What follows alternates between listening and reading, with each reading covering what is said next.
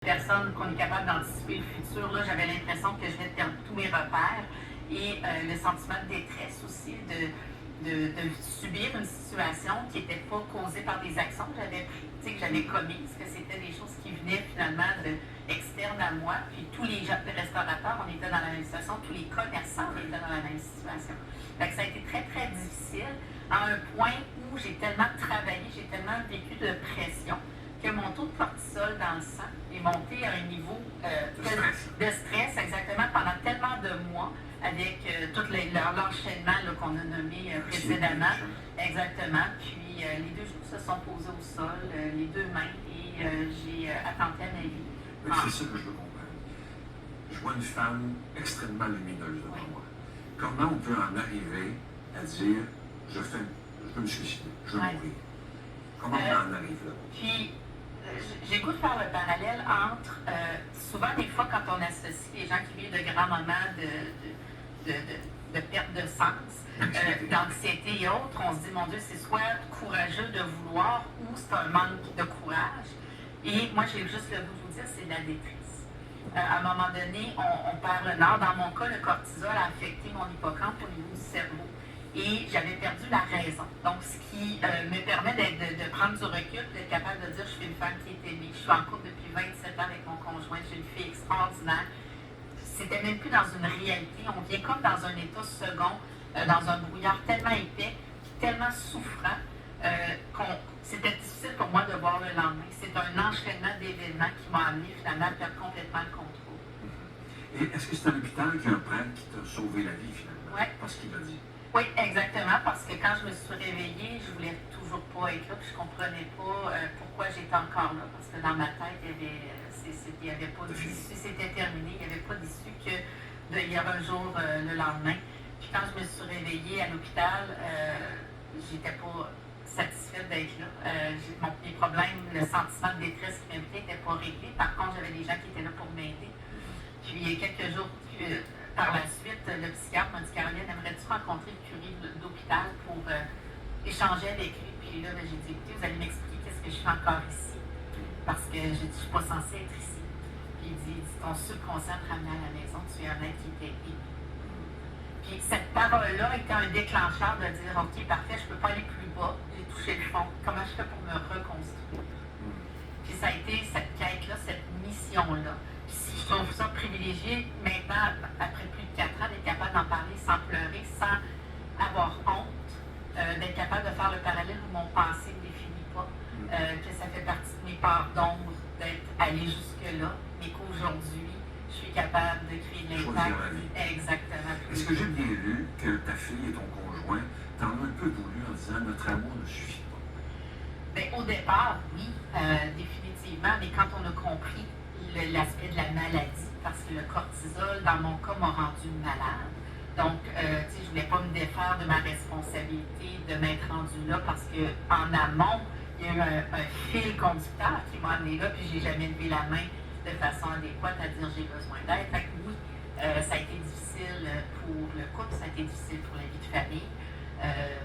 Aujourd'hui, je peux dire que ça a été un tremplin qui nous a permis de se recadrer et de focusser sur ce qui est le plus beau en nous. Puis, est-ce que tu t'es pardonné ce geste-là? J'y travaille. C'est beaucoup plus doux maintenant que ça l'était dans les premières années. Je suis dans la bienveillance à mon égard. Je chemine. Je pense que toute ma vie, je vais cheminer. Mais le mot pardon, je pense que oui. D'être capable d'en parler publiquement maintenant, je pense que c'était la dernière étape pour cheminer dans cette guérison. Et tu parles d'un processus de guérison d'à peu près 4 ans. Oui. Comment tu fais pour te guérir, pour être la femme lumineuse que tu es maintenant? Bien, dans un premier temps, j'ai dû comprendre qu'est-ce qui m'a amené là.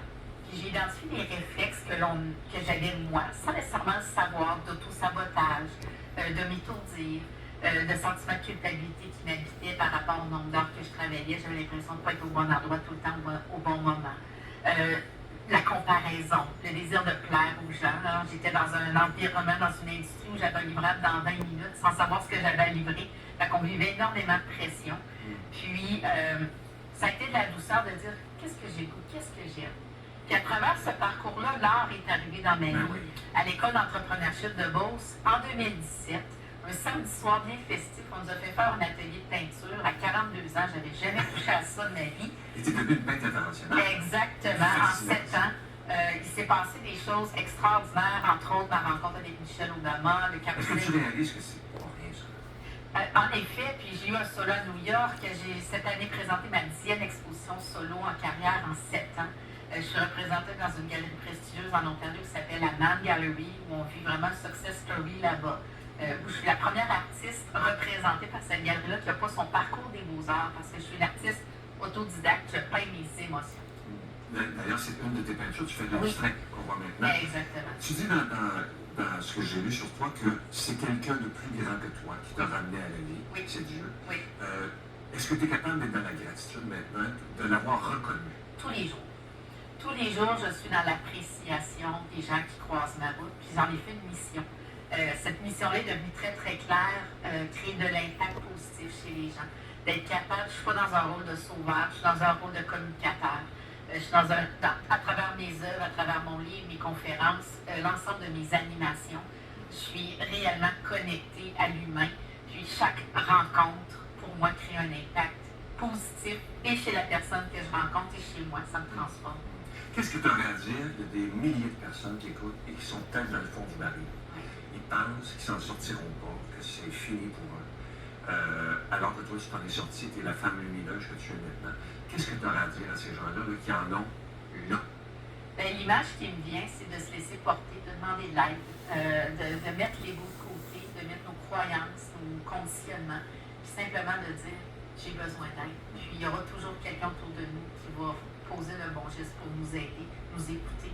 Puis déjà de le ventiler avant de se rendre d'en parler exactement. Il y aura toujours une bonne écoute. Il y a des organismes maintenant aussi de toute façon, mais de demander d'aide, de lever la main et de dire ça va, j'ai besoin d'aide.